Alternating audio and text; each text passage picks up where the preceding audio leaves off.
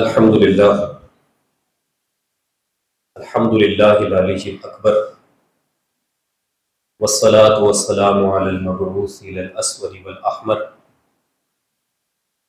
وعلی آلہ وصحبہ الذین هم ہداة الدین الازہر وبعد. قال اللہ تعالی فی القرآن المجید والفرقان الحمید: ادعو الى سبیل ربک بالحکمۃ والموعظۃ الحسنۃ وجادلہم باللتی ہی احسن. صدق اللہ المولانا العظیم. قال رسول اللہ صلی اللہ تعالی علیہ وسلم: لا تقوم الساعة حتى يبعث دجالون كذابون قریب من 30 كلهم يزعم أنه رسول الله. وفي رواية قال النبي صلى الله عليه وسلم لعلي رضي الله عنه: أنت مني بمنزلة هارون من موسى إلا أنه لا نبي بعدي. تمام تعریفیں حمد و ثنا اللہ رب العزت کی ذات کے لیے، وہ ذات جو کائنات اور اس میں موجود ہر شے کو وجود بخشنے والی ذات ہے، وہ ذات کہ جس نے ہمیں تخلیق کیا، اشرف المخلوقات کا درجہ عطا فرمایا، اور وہ ذات کہ جس نے ہم پر سب سے بڑا احسان اور کرم فرمایا کہ ہمیں انسان بنانے کے بعد، اشرف المخلوقات کا درجہ دینے کے بعد اپنے پیارے حبیب حضرت محمد مصطفیٰ احمد مجتبیٰ صلی اللہ تعالی علیہ وسلم کا امتی بنایا کہ وہ دانائے سبل، ختم الرسل، مولائے کل، جس نے غبار راہ کو بخشا فروغ وادی سینا، کہ نگاہ عشق و مستی میں وہی اول، وہی آخر، وہی قرآن، وہی فرقان، وہی یاسین، وہی طٰہٰ. اس کرم کا اللہ رب العزت کے جتنا شکر ادا کیا جائے وہ کم ہے کہ ہم محمد عربی صلی اللہ علیہ وسلم کے غلام ہیں، اور ہم دنیا میں اس غلامی سے پہچانے جاتے ہیں، اور اس غلامی پر دنیا کی ہر آزادی قربان ہے. بالکل وہی معاملہ ہے کہ سیدنا جس زید بن حارثہ رضی اللہ عنہ سے سب پوچھا گیا، ان کے والدین نے پوچھا کون سی زندگی چاہتے ہو، ماں باپ کے ساتھ رہنا چاہتے ہو، اس غلامی سے نکلو، کہاں غلامی میں آ گئے. تو ان کا بھی وہ جو انداز تھا، جو جواب تھا، وہ یہی تھا کہ محمد عربی کی غلامی قبول ہے اور ہر آزادی مردود ہے. تو رسول اللہ علیہ الصلوۃ والسلام کی نسبت سے ہم جڑے ہیں، اور یہی نسبت ہے جس میں ہمیں ناز ہے، یہی نسبت ہماری پہچان ہے. ساری پہچان سب بعد میں ہے. رسول اللہ علیہ الصلوۃ والسلام کے ساتھ جو نسبت اور پہچان ہے وہ سب سے اول ہے، اور وہی اصل میں پہچان.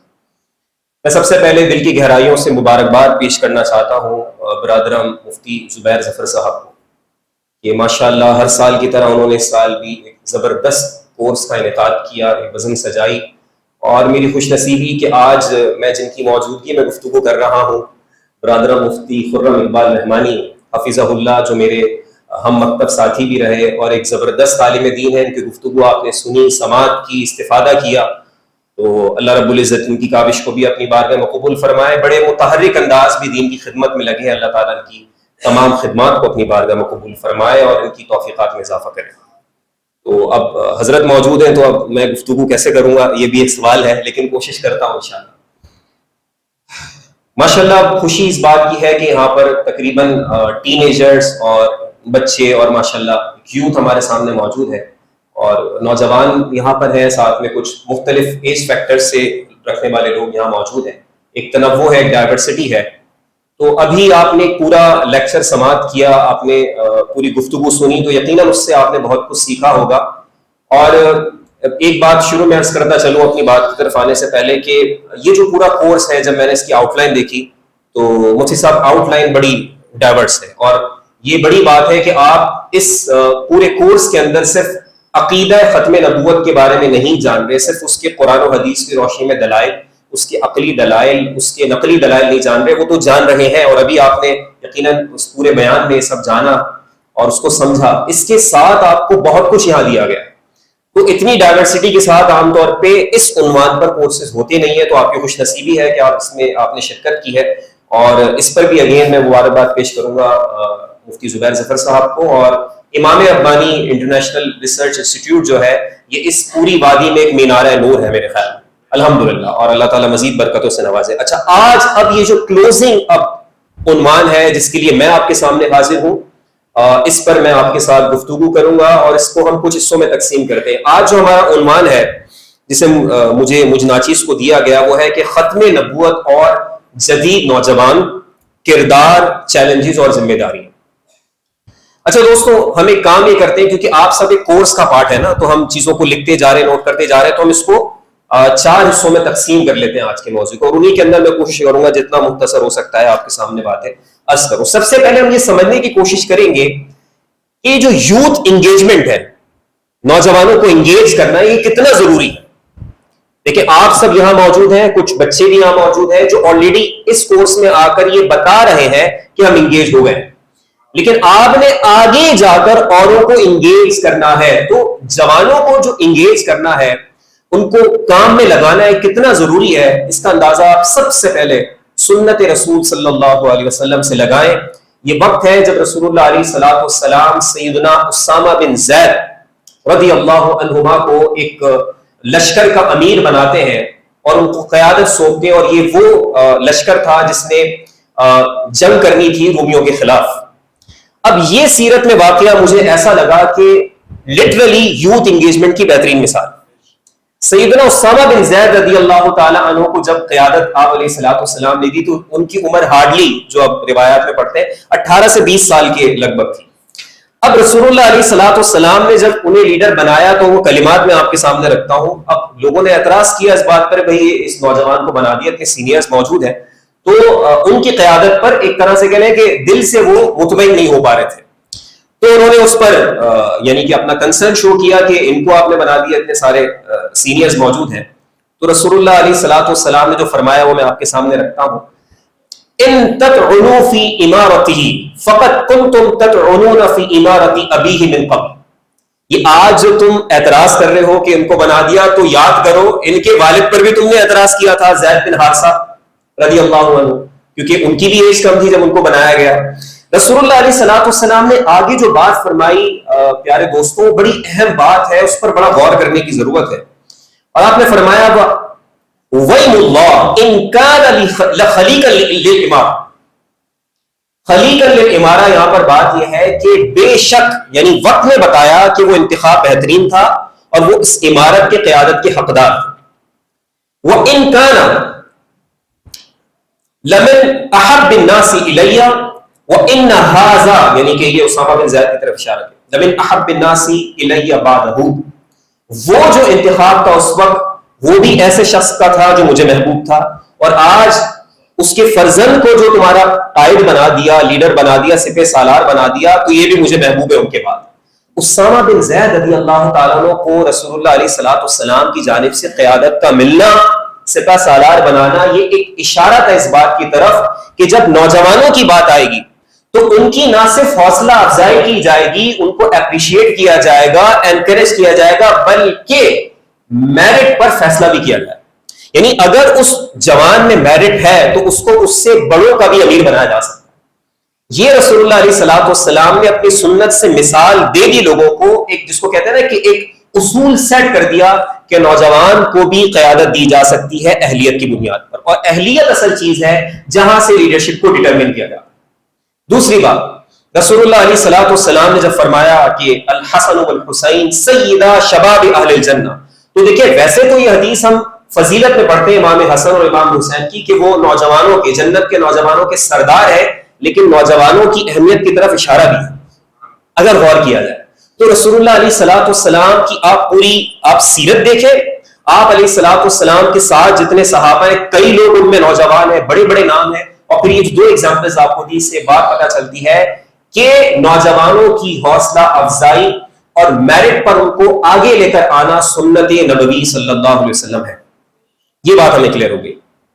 اچھا، اس کے بعد جو اگلی امپورٹنٹ بات ہے وہ آپ یہ دیکھیں کہ اسلام کی اگر ہم ترویج و اشاعت کی بات کریں تو اس میں شروع سے نوجوانوں کا بڑا کردار ہے، صحابہ کرام کی صورت میں اور بعد میں سلف الصالحین میں اگر آپ دیکھیں یوتھ کے اندر جو نوجوان تھے انہوں نے دین کی بڑی خدمت کی. اب یہاں پر بات سمجھنے کی ہم سب کے لیے یوتھ انگیجمنٹ پہ کہ اگر بچہ ہے اور جوانی کی طرف جا رہا ہے، لڑکپن سے جوانی کی طرف جا رہا ہے، ٹین ایج سے آگے یوتھ کی طرف جا رہا ہے، تو یہ ایک ایسی ایج ہے کہ اگر اس عمر کے اندر اس کو صحیح ڈائریکشن میں نہیں لگایا گیا تو یہ معاشرے کی خرابی کا باعث بنے گا.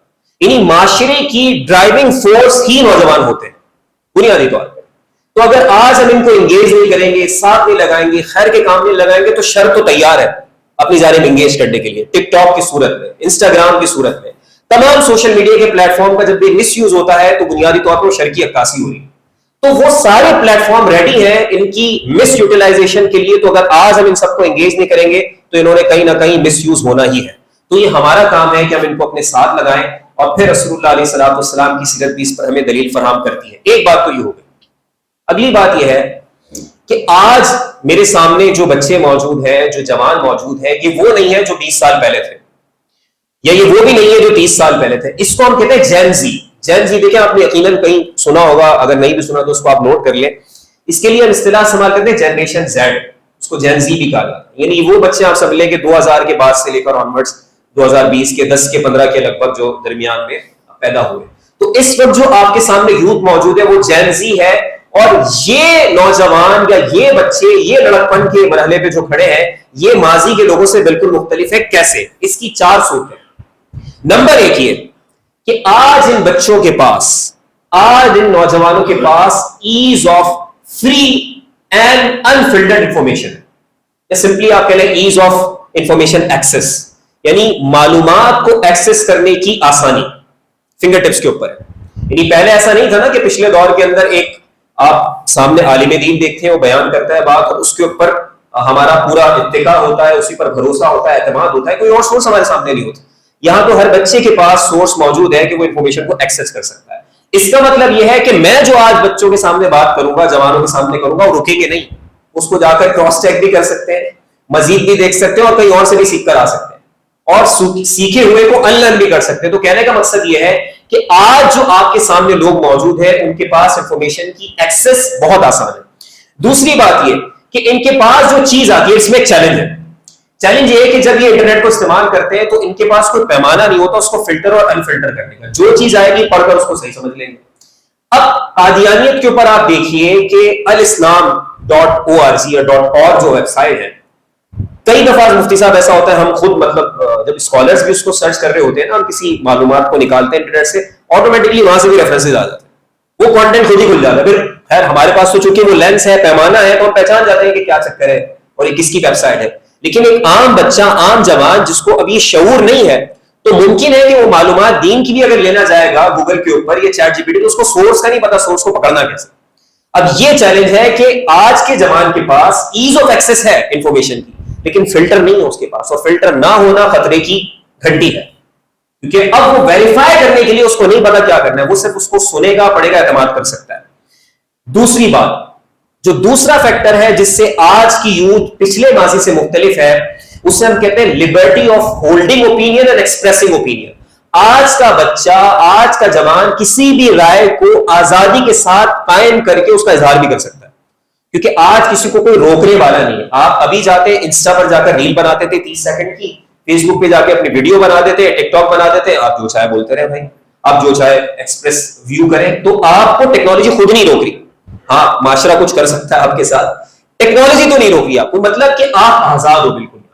اب یہ والی بھی جو آزادی اپنے ساتھ کئی چیلنجز لے کر آ جاتی ہے، کیونکہ جب ایکسپریس اوپینین کو ایکسپریس کرنے جا رہے ہو تو آپ کے پاس کوئی دلیل پیچھے نہیں ہے، آپ کے پاس ریسورسز پورے نہیں ہیں، آپ کو نہیں پتا کہ یہ دین کی بات کس طرح کی جاتی ہے. مطلب دیکھیں ایک پورے پروسیس سے گزرا ہوا بندہ ہے نا، اس کو پتا ہوگا میرے اللہ اور رسول علیہ الصلوۃ والسلام کی بات کو بھی کس انداز سے کرنا ہے، کس حکمت سے کرنا ہے. لیکن بچہ جوان جس کو وہ سارا بیک گراؤنڈ نہیں ہے، وہ تو سنے گا آگے اسے انداز سے ایکسپریس کر دے گا. ٹھیک ہے، تو اس کا مطلب یہ کہ آج میرا اختیار آپ لوگوں کی رائے کے اوپر، یا آپ لوگ جو سوچ رہے ہو اس پہ اختیار نہیں ہے، میرا کنٹرول نہیں ہے، جبکہ پہلے ایسا نہیں ہوا کرتا تھا. تیسری بات، بڑی انپورٹنٹ بات، اور یہ اس لیے مقدمہ سامنے ساتھ ساتھ رکھ رہا ہوں کیونکہ اس کے ساتھ ہی میری اگلی بات جڑے گی. تیسرا فیکٹر یہ اس کو کہتے ہیں کہ dominance of rationality over respect. اب عقیدت سے زیادہ، جذبات سے زیادہ جو عقل کا کام ہے نا وہ ڈومینیٹ کرتا ہے. مطلب آپ دیکھیں ابھی بھی ہم بچے اپنے آنکھ میں سامنے دیکھیں نا 5-6 سال کی، جو ہمارے اپنے بچے ہوں، ان کے سوال سن کے بندہ حیران ہو جاتا ہے. اتنی کریٹیکل تھنکنگ کرتے ہیں. یہ کیوں ہے، یہ کیوں ہے، یہ کیوں جو آ رہا ہے نا، مطلب وہ کریٹیکل تھنکنگ کا ریفلیکشن ہے. اب بچہ کیا پہ مطمئن نہیں ہو رہا، کیا ہے نہیں تو یہ کیوں ہے، یہ کیسے ہے، بتائیں نا بابا. مطلب بچہ بھی آج سوال کر رہا ہے. تو آپ اس سے سمجھ لیجیے کہ جو الفا ہے نا، اس کو جنریشن الفا کہتے ہیں، جو چھوٹے بچے ہیں. تو یہ وہ نہیں ہے ماضی والی، یہ خود کریٹیکل تھنکر بن رہی ہے، کیونکہ اس کے اگین ڈیجیٹل میڈیا سے، ڈیجیٹل ایکسس کے ساتھ اس کی جو تھنکنگ ہے وہ ڈیفرنٹ ہو چکی ہے. یہ سوال کر رہا ہے.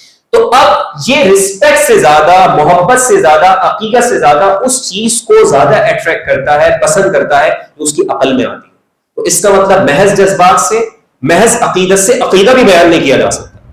تو اب عقیدے کو بھی عقیدت کے ساتھ، پوری ریشنالٹی کے ساتھ ان کو سمجھانا ہوگا، کیونکہ ان کا جن سے واسطہ پڑھنا ہے وہ ان سے سوال کریں گے یا خود ان کے دماغ میں سوال اٹھ رہے ہوں گے.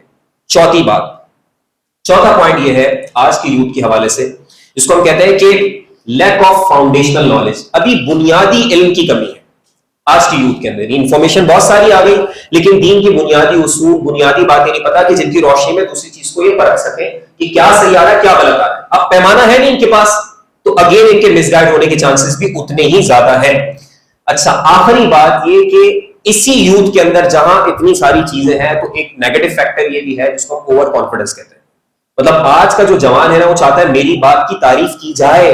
ارے میری بات بھی تو سنیں علامہ صاحب، پروفیسر صاحب، مطلب میری بات سنیں. اور اگر اس بات کو اتنی ویلیو نہ دی جائے تو وہ دل پہ بھی لے لیتا ہے بہت جلدی. یعنی ایک تو اوور کانفیڈنس، دوسرا اس کو ریپڈ گریٹیفیکیشن چاہیے. یعنی ابھی میں پیش کروں، میری رائے کو قدر و قیمت کی نگاہ سے دی جائے کہ میں نے بھی کوئی سوال کیا، میں نے بھی کوئی بات کی. تو یہ اپنے آپ میں ایک پرابلم ہے.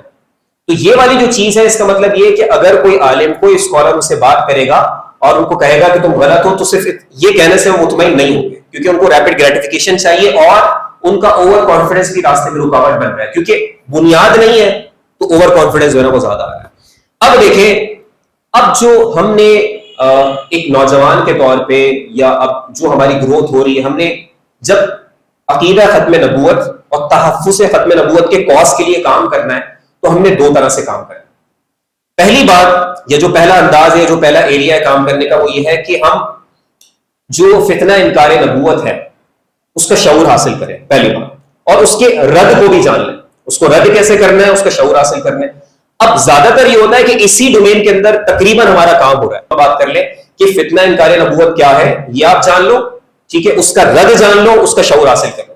لیکن اس کے ساتھ دوسری امپورٹنٹ چیز ہے جو آج کے نوجوان سے بہت زیادہ ریلیٹ کرتی ہے، وہ یہ ہے کہ جو منکرین ختم نبوت ہیں، جو مثال کے طور پہ قادیانی ہو گیا یا قادیانی ہونے والا ہے، اس طرف چل پڑا ہے، اس کو دعوت حق، اس کو کیسے بچایا جائے. اب ہوتا کیا ہے کہ ایک بندہ شروعات میں ٹرینڈ مطلب چلنا شروع کرتا ہے، اگر وہیں اس کو پکڑ لیا جائے تو بچ سکتا ہے. اور اگر وہ ہو بھی گیا تو بہرحال جو دعوت دین کا راستہ ہے وہ تو بند نہیں ہوگا. یعنی دعوت حق تو ہمیں دینی ہے. یہ والا جو پارٹ ہے نا کہ ایک قادیانی اگر ہو گیا ہے، اس کو دعوت حق دے کیسے، یہ ایک پورا ڈومین ہے جس میں ہمارا کام ہے. تو ہمیں دو ایریاز کے اندر یا دو ڈومینز کے اندر کاموں کو سمجھنا ہے. اب جب ہم کام شروع کریں گے، اب ہم یہ دیکھ لیتے ہیں ترتیب وار کہ اگر میں نوجوان ہوں، میں یوتھ کو ریپرزینٹ کرتا ہوں، یا میں نوجوانوں کو مربی ہوں، دونوں کو ہم لے لیتے ہیں، نوجوان خود اور جو نوجوانوں کے مربی ہیں، ان کی کیا ذمہ داری ہے. نمبر ایک جو سب سے پہلی ذمہ داری آپ کی، ہماری ہے، دونوں کی مشترکہ ہے، وہ یہ ہے کہ مشن کی حساسیت. سب سے پہلے جو مشن ہے نا، یہ کتنا حساس ہے، جس کو ہم کہتے ہیں تحفظ ختم نبوت کا مشن یا تحفظ ختم نبوت کا کاز، یہ کتنا حساس ہے. اس کا اندازہ آپ یہاں سے لگائیں کہ اسی کاز پہ ابتدا سے لے کر، یعنی جنگ یمامہ سے آپ شروع کریں اور اب تک آ جائے اہل ایمان نے اپنی جانیں قربان. یعنی اتنا بڑا کاز ہے کہ جان بھی ہم لگا سکتے ہیں اس پہ، اور لگائی ہے اسلاف نے، لوگوں نے لگائی ہے، اور اب تک یہ جو سلسلہ ہے جانے دینے کا یہ جاری ہے، رکا نہیں ہے. تو مطلب اتنا بڑا کاز ہے کہ جس کے لیے جان کی بازی بھی آپ لگا سکتے ہو. صحابہ کرام نے، اسلاف نے ہمیں یہ پیغام دیا ہے. تو ایک تو یہ جان کی بازی لگانے والی بات. دوسری بات یہ ہے کہ آج کے جوان کو، یعنی کہ ہمارے سامنے جو بچے موجود ہیں، ان کو ہم نے کریٹیکل تھنکنگ ڈیولپ کر کے دینی ہے.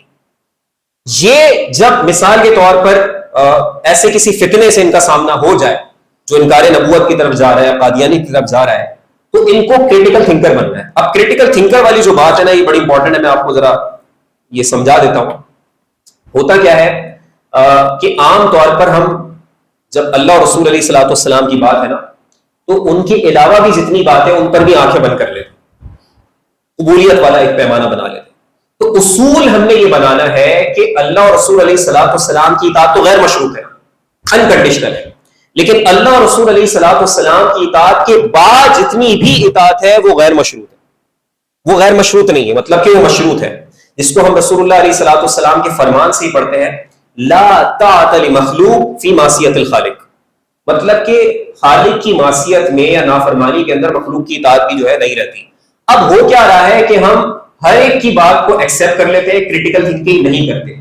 یہاں پر پیغام یہ ہے کہ آپ کسی کی بھی بات اللہ اور رسول علیہ الصلوۃ والسلام سے ہٹ کر ہونا، اس کو کریٹیکلی ایویلویٹ کرنا ہے، اس پر سوال اٹھانے، کیا کہہ رہے ہو، تمہارے سورسز کیا ہیں، کہاں سے بات تم نے سیکھی ہے، اس کے دلائل کیا ہے، یہ مطلب کریٹیکل تھنکنگ اس کے اوپر کرنی ہوگی.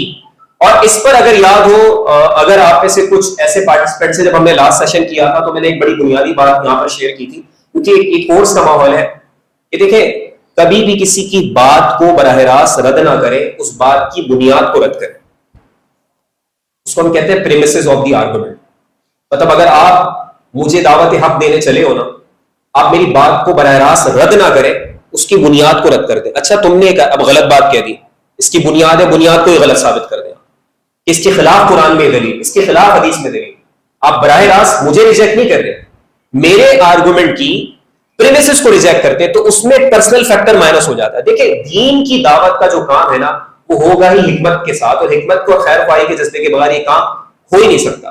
تو اس کا طریقہ یہ ہوتا ہے کہ آپ سامنے والے کو اگر راہ راست پہ لانا چاہتے ہو، جو ٹریک سے ہٹنا شروع ہو گیا ہے، تو اس کے آرگومنٹ کی بنیادوں کو رد کرتے جائیں، اس کا کھوکھلا پن اس پر واضح کرتے. وہ خود سمجھ جائے گا میں نے کیا مان لیا، یہ میں کس چیز میں بلیو کر رہا ہوں، تو اتنی مطلب بڑی اس کی تو کوئی بنیاد ہی نہیں ہے. اس کی بات کا بے بنیاد ہونا ثابت کر دے، اس کی آرگومنٹ کی پریمس کو ریجیکٹ کر دے. تو یہ پہلا طریقہ ہے کہ جب آج کے دور میں بات ہوگی نا جوانوں سے یا ایسے لوگوں سے جو اسٹیک پر چل پڑے غلط ٹریک پر، تو ان کی بات کے بجائے ان کے آرگومنٹ کی پریمس کو ریجیکٹ کیا جائے گا. اچھا دوسری بات یہ کہ دیکھیں میں اور آپ جتنے یہاں پر ابھی موجود ہیں نا، لٹرلی اگر ہم اپنے ماضی پہ چلے جائیں، تھوڑا سا ہم پیچھے چلے جائیں، تو میں سادات کی بات نہیں کرتا، اگر ہم ان کے علاوہ بات کریں تو ہم میں سے اکثر کے ماضی میں آپ کو مشرک نظر آئیں گے، یعنی مسلمان تو نہیں، مسلمان ہوئے. یعنی ایک وقت میں ہمارے آبا اجداد میں بھی کچھ لوگ اسلام کے برخلاف کسی اور سائڈ پر ہی کھڑے تھے، کفر میں ہی کھڑے تھے. تو اگر ان سے بھی کوئی بیزار ہو جاتا ان کی دعوت سے کہ انہوں نے مسلمان نہیں ہو، تو مسلمان ہی نہیں ہو پاتے. تو آپ اگلے کی دعوت سے یا اس کے حق پر آنے سے بیزار نہ ہو کبھی، اگر آپ نے دین کا کام کرنا. آپ ہمیشہ یہ سوچیں کہ بندہ اگر ٹریک سے ہٹنا شروع ہو گیا تو اس کو واپس کیسے لے کر آنا ہے، اس کو دعوتیں دینی کیسے ہے. تو اسلوب جو ہے نا آپ کا، مخالفت سے زیادہ جو اسٹائل آپ کا ہونا چاہیے وہ دعوت والا ہونا چاہیے. رد آپ کو آنا چاہیے، سب کچھ آنا چاہیے، لیکن اگر آپ سچے ہیں، کھرے ہیں، دل میں جذبہ رکھتے ہیں لوگوں کی ہدایت کے لیے، تو اپنی پوری ایفرٹ آپ لگا دیں دعوتی اسلوب کو استعمال کرنے کے لیے، اور اللہ رب العزت سے دعا بھی کریں کہ اللہ رب العزت اس کو راہ راست پہ لے کر آ جائے. اس ایفرٹ سے جب آپ چلیں گے تو یہ وہی کام ہے کہ جس طرح ہمارے اسلاف کے اندر، یعنی ہمارے آباء و اجداد میں کوئی ایک مسلمان ہوا، ہدایت پر آیا کسی کی کوشش سے، تو ہم سارے آگے سائڈ ہو گئے. تو اگر اسی طرح جو گمراہ بندہ ہے، اگر اس میں سے ایک بھی راہ راست پر آ گیا، تو اس کی پوری نسل جو ہے نا، وہ آپ اس کے محسن ہو جائیں گے، اس کی پوری نسل کے محسن ہو جائیں گے. تو یہ والا جو ایلیمنٹ ہے نا بہت امپورٹنٹ ہے. اچھا اگلا کام کیا کرنا ہے؟ اب ہم میں سے بعض ایسے بھی ہیں جو یا تو ادارے میں پڑھا رہے ہوتے ہیں، تدریس کر رہے ہوتے ہیں، یا پڑھ رہے ہوتے ہیں، تو باقاعدہ تدریس کے ذریعے بھی تبلیغ ہو سکتی ہے. مجھے یاد ہے مفتی صاحب کے ہم کالج میں ہوتے ہیں نا، اب سامنے والے کو نہیں پتا کہ ہمارے اپنے افکار کیا ہیں، وہ تو ہمیں صرف ایک پروفیسر لیکچرر سمجھ رہے ہوتے ہیں، تو ہمیں پتا ہوتا ہے ہمارے اندر کیا ہے. تو ہمیں جہاں موقع ملتا ہے نا، میں اپنا آپ کو تجربہ بتا رہا ہوں، میرا لیکچر چل رہا ہے فلسفی کے اوپر، جہاں مجھے ان پٹ کی اسپیس ملی میں نے ختم نبوت پہ بات کر دی. وہاں پر ایک کہتے ہیں نا کہ آپ نے اگلا ٹیکا لگا دیا، وہاں پر اس کو آپ نے اس کو فکر وہاں پر ٹرانسفر کر دی. تو جب آپ مشن کے ساتھ چل رہے ہوتے ہیں نا، تو آپ آفس میں ہوگے، آپ اسکول میں ہوگے، کالج میں ہوگے، آپ کہیں نہ کہیں اپنے حصے کا کام کر جائیں گے، لیکن اس کے لیے مشن کو ایکٹیویٹ ہونا ضروری. اگر میں اپنا مشن ہی بھول گیا ہوں تو میں بس جاؤں گا، کماؤں گا، کھاؤں گا، پڑھاؤں گا، واپس آ جاؤں گا. تو کئی بار ایسا ہوا کہ میں نے اس وقت میں لوگوں کے ذہن بدلتے دیکھے، ان کا دین کی طرف انٹرسٹ، وہ پھر بعد میں بھی آگے سوال کرتے ہیں، اچھا اس طرح آپ نے بات کی تھی، وہ ذرا اس کو پورا تو بتا دیں، آپ نے آدھی بات کی. تو ہم آدھی بات کرتے ہیں اس لیے ڈیلیبریٹلی وہ پوری بات کو سننے کے لیے بھی آئے. تو کہنے کا مقصد ہے کہ یہ اس طرح سے آپ باقاعدہ اپنے مشن کو زندہ رکھتے ہوئے آپ دنیا میں جس جاب پہ انگیج ہیں وہاں پر بھی یہ کام آپ ساتھ اپنے کر سکتے ہیں. یہ کبھی ہوگا جب آپ اس کو مشن سمجھ کے کرو گے. اچھا, اس کے لیے ایک بڑی زبردست جو چیز ہے جو ہمیں کرنی ہماری ذمہ داریوں میں آتی ہے اس دور پہ, دیکھیں یہ جو دور ہے نا یہ ٹیکنالوجی سے بھی بڑھ کے آرٹیفیشل انٹیلیجنس کا دور ہے. اب اس میں آپ کو ایک مثال دے دوں جو بڑا خطرہ ہمارے سامنے اس وقت ہے نا, اس وقت میں باقاعدہ اے آئی کے کسٹم چیٹ بوٹ بن چکے ہیں. مثال کے طور پہ کل میں ایکسپلور کر رہا تھا, ایک تھا Heathery.ai, تو آپ کو وہ Heathery.ai کے اوپر وہ دوسرے مسلک کی چیزیں وہاں پر کسٹم جی پی ٹی میں مل جائیں گی. تو اب ہر بندے نے ہر طبقہ فکر نے اپنا اپنا چیٹ بوٹ بھی بنا لیا اور آپ انفارمیشن جاتے ہیں اسی کی روشنی میں نکل کر آ رہی ہوتی. اب اس اے آئی کے دور میں مجھے اور آپ کو چیٹ بوٹ پہ کام کرنے کی ضرورت ہے. مطلب ایک آئیڈیا میرے ذہن میں آ رہا تھا, میں انشاءاللہ پھر زبیر بھائی سے بھی ڈسکس کروں گا, کچھ دوستوں سے کیا. اس میں مفتی صاحب یہ ہوتا ہے کہ چیٹ جی پی ٹی آپ کا چل رہا ہے نا, چیٹ جی پی ٹی تو نارمل آپ کو رسپونڈ کرتا ہے. چیٹ جی پی ٹی کے اندر ایک آپشن ہے کسٹم جی پی ٹی کا. اگر آپ کسٹم جی پی ٹی پہ جائیں تو وہاں باقاعدہ آپ اپنی کتابیں اپلوڈ کر دیں. مثال کے طور پہ قادیانی کی جنت کے اندر جتنی کتابیں وہ ساری پی ڈی ایف میں بنائی, کسٹم جی پی ٹی کی میموری میں یعنی اس کو اس ڈیٹا پہ ٹرین کر دیا, وہ آپ کا پورا چیٹ باٹ بن جائے گا. اب جو بھی جا کر اس پر سرچ کرے گا وہ ان 20 مصادر کی روشنی میں جواب آتا اور وہ کئی چیز جائے گی.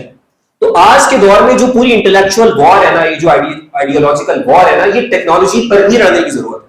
کیونکہ اگین میں کہوں گا کہ آج کا بچہ, آج کا جوان درس میں اٹھ کر وہاں تک محدود نہیں رہتا.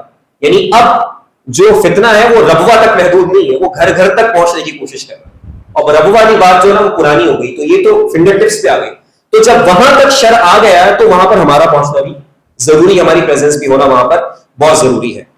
تو یہ ایک آپشن ہے کہ ٹیکنالوجی کے ذریعے ہم یہ کام کریں. اچھا, اگلا جو ہے جو آخر کے اندر ایک اور پوائنٹ میں عرض کرنا چاہوں گا وہ یہ ہے کہ ہمیں یوتھ سرکل بنانے کی ضرورت ہے. جیسے مفتی صاحب نے ابھی یہ پروگرام پورا بنایا ہے کورس کی صورت میں کہ یوتھ سرکل ہے. مثال کے طور پر آپ میں سے 5 یہاں پر شرکاء نے اس چیز کو سیکھا, آپ اپنا سرکل بنا لیں, اب 10 کو اپنے ساتھ اور ملا لیں, ہر ہفتے بیٹھا کریں. اور اگر یہاں نہیں آ سکتے آپ ٹائم لے کسی عالم سے, مفتی صاحب سے, اس کے پاس اگر ہفتے بیٹھنا شروع کریں, اپنے سرکل کو بنائیں. کیوں؟ کیونکہ آپ مشن پہ کام کریں. اب یہاں ہزاروں سرکل بن گئے, کوئی یوتھ کلب بن گیا, کوئی وہ سرکل بن گیا, تو یہ سرکل بھی بننا بہت ضروری ہے. آپ اپنے سرکلز بنائیں, اور سرکل کا مقصد یہ ہوگا کہ ہم نے جو سیکھا ہے نا اسی کام کو, دعوت کو ہم نے آگے لے جانا, لوگوں کو پڑھائیں. لوگ اپنے دنیاوی مقاصد کے لیے سرکل بناتے ہیں, آپ دینی مقاصد کے لیے سرکل. تو یوتھ سرکل بنانے کی ضرورت ہے, آپ کو انگیج اس میں ہونے کی ضرورت ہے, اور آپ ٹائم لیں, علماء سے, اسکالر سے اپنا سرکل بنائیں. اور ہماری بھی ذمہ داری ہے کہ ہم خود سرکلز کو لیڈ کریں. جیسے یہ ممکن ہے کہ میں 20 بچوں کے سرکل کو میں لیڈ کر رہا ہوں, ہفتے کے ہفتے میں ان کے ساتھ بیٹھتا ہوں, تو یہ اس طرح سے ایک تحریکی انداز کے اندر کام ہو سکتا ہے. اور اس کو پھر انٹیگریٹ کرنا ہوگا سوشل میڈیا کے ساتھ. سوشل میڈیا کے جتنے پلیٹ فارم ہیں ان سب کو ہمیں ایکٹیویٹ کرنے کی ضرورت ہے. تو اس انداز سے ہم یہ جو کام ہے, اس دعوت کا کام ہے, اس مشن کا کام ہے, اس کو آگے لے کر بڑھا سکتے ہیں اور آگے لے کر ہم اس میں چل سکتے ہیں. تو یہ کچھ میں نے چیزیں آپ کے سامنے عرض کی ہیں, جس کا مقصد یہ ہے کہ اس دور کے اندر اگر ہم نے کام کرنا ہے تو ہم ان خطوط کے اوپر اپنا کام کر سکتے ہیں. اور اگلی بات یہ, وہ میں نے مفتی صاحب کے ساتھ, زبیر بھائی کے ساتھ بھی شیئر کی کہ یہ جب کورس ہمارا ہو رہا ہے نا تو اس کی ٹیسٹنگ بھی ہونی چاہیے. یہ میں نے ان کے ساتھ بھی بات شیئر کی, جیسے ابھی سرٹیفکیشن ہوگی انشاءاللہ, تو اس کی باقاعدہ ہماری ٹیسٹنگ ہونی چاہیے کہ جب آپ آئے تھے اس وقت میں ٹیسٹ کنڈکٹ ہو جائے, اور جب آپ جا رہے ہو تو اس کے بعد ایک ٹیسٹ جو ہے کنڈکٹ ہونا چاہیے. اور اس کے ساتھ ساتھ آپ لوگوں کو اسائنمنٹ بھی ملنے چاہیے, کیونکہ جب کورس ہے تو اس کو کورس کی صورت میں اور زیادہ نکھارا جا سکتا ہے. تو چونکہ ہمارے جو مفتی زبیر صاحب ہیں یہ بہت زیادہ بیک ٹو بیک کافی سارے کورسز ان کے چل رہے ہوتے ہیں, تو یقیناً اس کو مینج کرنا اتنا آسان نہیں ہے. لیکن بہرحال آنے والے وقتوں میں ان سے بھی بات ہوئی, انشاءاللہ اس انداز سے بھی اس کو کریں گے. تو اب یہ 7 سے 8 جو لیکچرز آپ کے ہو گئے, آپ کے لیے یہاں پر ایک لرننگ کا میسج یہ ہے کہ آپ ان سارے 8 کے 8 لیکچرز کو ریکال کریں روزانہ کی بیسس کے اوپر. مطلب آپ نے ایک دن کا ایک لیکچر اٹھایا, نکات اڑایا, اس کو آپ پڑھنا شروع کر دیں, اس کو آپ گو تھرو کرنا شروع کر دیں, اس کو اوروں کے ساتھ شیئر کرنا شروع کر دیں. تو یہ وہ انداز ہے جس طرح سے آپ یہ پورا سرکل آگے لے کر جا سکتے ہیں. تو اللہ کے رسول علیہ الصلوۃ والسلام کا جو دین ہے میرے پیارے دوستوں, یہ دین وہ امانت ہے جو ہمارے ساتھ ہے, اور اس امانت کو ہم نے آگے لے کر جانا ہے, اس کا محافظ بننا ہے اور اس کا ہم نے خادم بننا ہے. تو ہم جو اہل ایمان ہیں, ہماری زندگی 2 طرح سے ڈیوائیڈڈ ہے, جو بالکل سچی بات ہے. ایک ہماری ضروریات زندگی ہے جس کے لیے ہم کماتے ہیں، رزق حلال کی جد و جہد کرتے ہیں، لیکن اس کے ساتھ ہمارا مقصد زندگی ہے. مقصد زندگی ہمارا دین ہے. اس دین کو سمجھنا، اس پر عمل کرنا، اس کو آگے لے کے جانا، یہ ہمارا مشن ہونا چاہیے. اور we are all on the mission of Islam, اور ہم اسلام کے سپاہی ہیں سارے. اور آج کے وقت کے اندر جتنا زیادہ آپ دیکھیں کہ شر کی قوتیں ایکٹیو ہو گئی ہیں نا، اس سے زیادہ خیر کی قوتوں ایکٹیو ہونے کی ضرورت ہے. تو ان چند پیغامات کے ساتھ میں اپنی گفتگو کو سمیٹتا ہوں، اور اس شعر پر میں اپنی بات کا اختتام کروں گا. اور وہ شعر اگرچہ اقبال کا نہیں ہے لیکن میں اکثر پڑھتا ہوں، اور وہ یہ ہے کہ لکھنا نہیں آتا تو میری جان پڑھا کر، ہو جائے گی مشکل تیری آسان پڑھا کر. پڑھنے کے لیے اگر تجھے کچھ نہ ملے تو چہروں پہ لکھے درد کے عنوان پڑھا کر. لاریب تیری روح کو تسکین ملے گی تو کرب کے لمحات میں قرآن پڑھا کر. آ جائے گا اقبال تجھے جینے کا سلیقہ تو سرور کونین کے فرمان پڑھا کر، تو سرور کونین کے فرمان پڑھا کر. وآخر دعوانا الحمدللہ رب العالمین.